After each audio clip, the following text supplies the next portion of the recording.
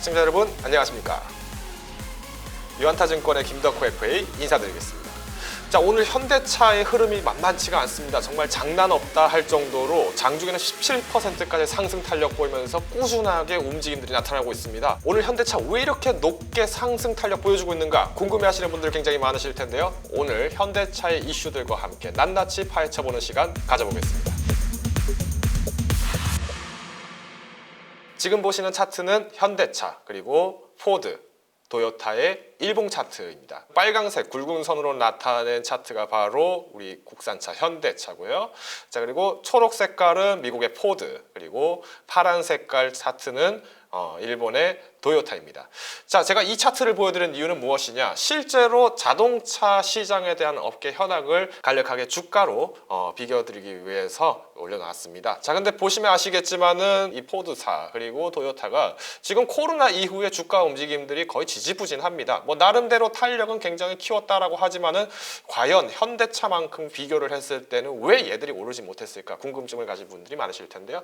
실제로 현대차도 마찬가지고 포드도 그렇고 도요타도 그렇고 지난 2018년, 2019년까지는 사실 움직임들이 굉장히 둔했었고 특히 자동차 시장 같은 경우에는 오히려 주가적인 메리트는 훨씬 더 떨어지는 상황이 될 수밖에 없었죠. 자동차는 팔리는데 회사는 왜 이러냐? 그렇죠. 실적은 나오고 있지만 실적이 실적만큼 투자의 거리가 되지 못했다라는 거죠. 자, 근데 현대차 다릅니다. 움직임 특히 다릅니다. 코로나 사태 이전보다 훨씬 더 높게 올라가는 모습들을 오늘 장에서 보여줬는데요. 자, 실제로 이 도요타 그리고 포드 그리고 현대차에서의 가장 큰 차이는 무엇일까요? 최근에 현대차로부터 굉장히 많은 이슈가 나오고 있는 전기차 그리고 수소차 관련된 이슈인데요. 이 수소차, 전기차 관련된 이슈들이 오늘 장에서 무려 17%의 상승 보여줬을 정도로 높은 이유는 무엇인지 간단한 기사 내용과 함께 이야기를 나눠보겠습니다. 자, 현대차 전기차 브랜드 아이오닉으로 이름을 명명지으면서 4년간 3종 내놓는다라는 기사가 눈에 띄네요. 자, 한번 내용 자세하게 보겠습니다. 현대차는 오늘 10일 환경차 브랜드인 아이오닉을 전기차 전용 브랜드로 전환했다라는 부분이 나왔고요. 지금 2024년까지 총 3종을 출시를 한다고 합니다. 자, 이 3종 벌써부터 찾아보신 분들은 아시겠지만은 CUV와 그리고 중형 세단 그리고 SUV 이렇게 3종입니다. 첫 차 45 컨셉트카 같은 경우에는 우리가 CUV라고 불리는 이 차종으로 아이오닉 5라는 이름으로 출시를 할 예정이고요. 이후에 중형 세단은 아이오닉 6 그리고 여러분들이 좋아하시는 SUV 같은 경우에는 아이오닉 7으로 명명하면서 출시될 예정이라고 합니다. 이제는 현대차가 기존의 석유차가 아닌 전기차에 대한 투자 비중들을 좀 더 확대할 예정이라는 것이 바로 이 기사 안에서 적나라하게 나타나는 것이 아닐까 싶은데요. 관련된 기사 조금 더 내려보겠습니다. 아이오닉 브랜드를 공개를 하면서 I'm in charge 캠페인도 한다라는 부분이 나왔는데요. 자, 차지 우리가 얘기하는 충전을 대해서 얘기를 하는 거죠. 전기차가 나오니 전기차 충전도 준비하십시오 라는 부분들이 나타나면서 이제 앞으로는 전기차 부분들 2025년까지 56만 대 판매하겠다는 목표를 달성하기 위해서 많은 노력을 하고 있다라는 부분들이 눈에 띕니다. 자, 근데 고작 전기차 하나 이 이슈, 사실 전기차 이슈 얘기하면은 2019년도부터 현대차는 꾸준하게 얘기가 나왔습니다. 근데 과연 이것만 가지고 17% 상승하기는 적당한가? 그렇지 않을 수도 있겠죠. 자, 그러면 이번에는 전기차 말고 다른 차종 얘기해 보겠습니다. 바로 수소차입니다. 현대차 그룹의 경우 전기차, 수소차 기반의 모빌리티 보급을 추진 선언한 정부의 한국판 뉴딜 사업 기대감 통해서 시총이 무려 24%가 상승을 했다고 합니다. 전기차뿐만 아니라 수소차 덕분에도 이렇게 상승 탄력을 보였다는 건데 우리 수소차 많은 얘기 나눴습니다. 누구 때문에? 미국의 니콜라라는 수소트럭 관련 회사 때문에 그렇죠. 자, 근데 최근에 니콜라의 행보들이 굉장히 심상치가 않습니다. 현대차에 대해서 러브콜을 여러 번 보내고 있는데 바로 지난주까지만 해서 무려 3번째 즉 3고 초려까지 해가면서 현대차에 대해서 앞으로 우리 수소차 잘 부탁합니다. 같이 나아갑시다 라는 사인들을 보내고 있다는 거죠. 자, 그러면 현재 우리나라뿐만 아니라 해외에서도 전기차, 수소차 이슈들 굉장히 많은데 실제로 지난 7월에 유럽위원회에서 석유 차량에 대해서 이제는 비중을 축소를 시키고 2050년 이전까지는 제로화에 도전하겠다라는 목표들이 제안이 됐었는데요. 이 중에 가장 중요한 부분들은 결국은 신재생 에너지를 얼마나 지원하느냐의 부분들이 회자가 됐었을 겁니다. 2020년 이전까지는 5천만 원 이하의 전기차를 구매할 때는 약 400만 원 정도의 지원금이 나왔지만 이제는 1,300만 원까지의 보조금이 나온다고 하니 앞으로의 유럽에서의 전기차 시장 그리고 수소 차량에 대한 부분들의 기대감들은 더 커질 수밖에 없다는 부분들을 한 번 더 강조를 드리겠습니다. 실제 그 내용과 관련해서 간단한 기사 내용을 살펴보겠습니다. 현대차 수소 트럭 사업 키운다. 언제까지? 2030년까지 유력 점유율 15% 늘려 낮출 때까지 라고 지금 얘기가 나오네요. 자, 보시면 아시겠지만은 지난 7월 기사입니다. 7월 23일 2분기 경영 컨퍼런스 관련해서 얘기가 나오면서 수소 트럭 같은 경우에는 2030년 기준 유럽 시장의 점유율 15%를 목표로 하고 있다라고 지금 밝혔는데요. 2030년 기준으로 유럽 시장에서는 수소차가 얼마나 많이 풀리느냐? 약 20%인 6만 대 정도가 수소차가 상용화가 될 것으로 예상이 된다고 합니다. 미국 같은 경우는 약 5% 정도가 수소 상용차일 것으로 예상이 된다고 하네요. 결국은 유럽 시장의 5대 중 1대, 그리고 이 1대 중에서도 6분의 1, 5분의 1 정도 가량을 현대차가 가져가겠다는 것은 앞으로의 수소차에 대한 기대감들이 굉장히 커질 수밖에 없다는 거고요. 뒤집어서 말씀드리면 이런 커져가는 야망을 달성하기 위해서 박차를 가하고 있는 현대차, 미국의 니콜라가 굉장히 눈독을 그리면서 보고 있다는 부분을 좀 요약 정리드릴 수 있을 것 같습니다. 자, 그럼 유럽 시장에 대한 이야기를 나눠봤으니 이번엔 국내판으로 한번 돌아볼게요. 제가 재밌는 사진을 하나 준비했는데요. 지금 보시는 사진은 제주도에 있는 전기차 충전소의 위치입니다. 자, 제주도만 하더라도 이렇게 어마어마하게 많은 전기차 충전소들이 위치를 하네요.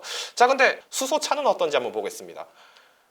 자, 처참하죠? 대한민국 전 곳곳에 있는 수소차 충전소의 현황입니다. 자, 보시면 아시겠지만은 부산, 그리고 울산, 광주, 그리고 수도권 제외하면 사실상 수소차 충전소가 거의 없다라는 것을 아실 수 있을 텐데요. 이전까지는 수소차 충전소에 대한 부분들의 지원들이 상대적으로 적었습니다. 왜? 지금 잘 나가고 있는 사업을 영위하는데도 급급했었고 지금처럼 자금 유동을 만들어내기도 어려웠으니까요. 근데 이제는 그린 뉴딜이라는 대박 히트가 날 수 있는 사업거리를 한국에서 독보적으로 지금 유지를 하고 있기 때문에 이런 사업들의 탄력들을 더 적극적으로 유지를 하겠다는 게 현 정권의 정책이라고 말씀드릴 수 있겠네요. 이제는 차트로 넘어가서 앞으로의 주가 흐름들 어떻게 될 것이며 또 전기차 시장과 수소차 시장 얼마나 기대할 수 있을지에 대해서 이야기를 나눠보겠습니다. 지금 보시는 차트가 현대차, 테슬라, 그리고 포드의 차트입니다. 자, 보시면 아시겠지만 팬데믹 사태로 인해서 이 3사 모두 어려움을 겪었습니다. 팬데믹이라는 것은 질병으로 인해서 나타나는 것인데 이 질병이 확산되는 것을 막기 위해서 공장을 셧다운을 하게 되고 결국에는 공장이 셧다운을 하다 보니 매출이익 감소, 영업이익 감소, 그리고 결국에는 주가의 하락으로 이어졌다라고 설명을 드릴 수 있을 것 같네요. 자, 근데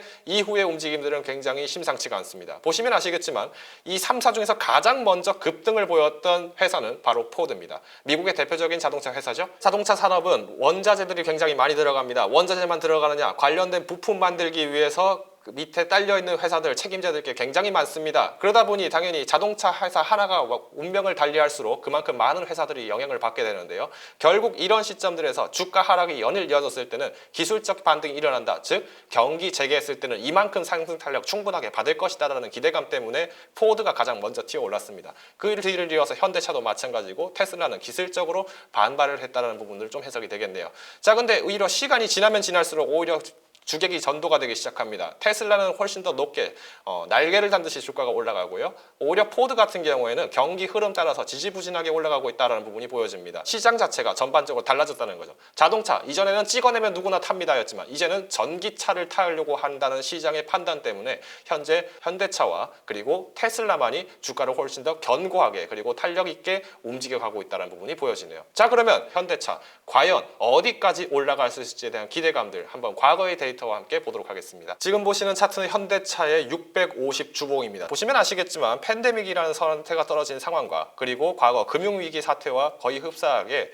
주가는 단기적으로 굉장히 빠르게 하락 그리고 다시 한번 회복세를 보이고 있습니다. 근데 이후에는 마찬가지로 주가의 조정 시기들이 나타날 수밖에 없는데요. 시장에 대한 프리미엄이 선반영되는 것이 주식이다 보니 아무래도 실제 실적이 나오기까지의 시간들이 걸릴 수밖에 없다는 겁니다. 그럼에도 불구하고 현대차가 무려 4년 만에 27만 원 선까지 회복을 했다는 것은 결국은 경기가 다시 재기가 되고 호조가 됐을 때는 이런 자동차 산업들이 또 한번 각광을 받을 수 있는 기회가 된다는 것이죠. 아마 기존의 현대차에 대해서 투자 의견 물어보시면 지금은 아니야, 지금은 어려워 라는 이야기를 들으신 분들이 많으셨을 텐데요. 이유는 간단합니다. 여전히 팬데믹으로 인해서 경기 재개가 활성화되지 못했었고 경기 재개를 활성화한다고 하더라도 확진자가 늘어나기 때문에 또 한번 셧다운의 위기가 있었고 셧다운은 되지 않았지만 여전히 경기 전반적으로 침체가 되어 있다는 의견 때문에 진입 자체를 공격적으로 하기보단 방어적으로 하라라는 의견들을 많이 들으셨을 텐데요. 자, 그렇습니다. 현재 구간에서도 마찬가지로 여전히 팬데믹의 위험은 존재를 합니다. 그리고 경기 전반적으로 침체가 된 것도 마찬가지입니다. 그럼에도 불구하고 현대차에 대해서 투자를 하셔야 된다면 나는 이제 내일 18만 원, 19만 원, 20만 원 계속 쭉쭉쭉 올라갈 거야 만 생각하시고 무리하게 진입하셨던 분들 과감하게 비중 축소 들어가셔야 됩니다. 이유인즉슨 지금 현금 보유에 대한 비중들을 굉장히 늘려가야 될 부분도 필요합니다. 왜? 마찬가지로 미국에서의 양적 완화에 대한 부분들, 그리고 9월 15일자에 부활을 할 예정인 공매에 대한 우려들 등등 시장에 대한 조정 여파들이 굉장히 많습니다. 즉 이런 조정이 나타났을 때 마찬가지로 증시 전반적인 타격을 받았을 때는 회사가 잘 버텨준다 하더라도 생각만큼 그렇게 높은 수익을 안겨드리지 못할 수 있습니다. 오히려 기다림의 시간들이 투자자 여러분을 지치게 할 수 있다는 거죠. 자, 두 번째, 만약에 시장이 빠르게 회복이 돼서 계속 오를 것 같다라고 판단이 되면 어떻게 해야 될까요? 당연히 홀딩 전략이죠. 왜? 시장의 회복이 결국에는 자동차 섹터의 부흥으로 나타날 것이다. 시장의 유동이 얼마나 빨리 회복되느냐가 관건입니다. 다만 오늘장에서의 급등들은 시장의 유동보다도 시장의 회복보다도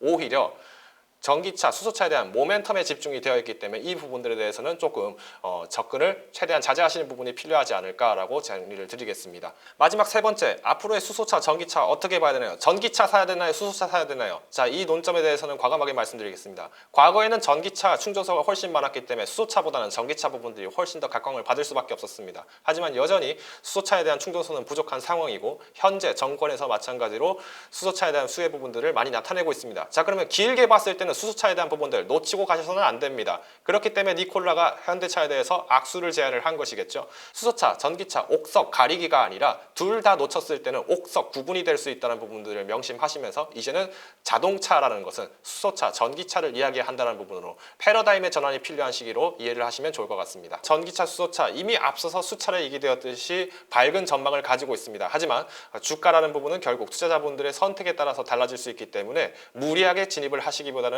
오히려 보수적이고 안정적인 진입을 하시는 것을 권고드리면서 오늘 영상은 여기서 마무리 짓겠습니다. 지금까지 유한타증권의 김덕호 F였습니다. 감사합니다.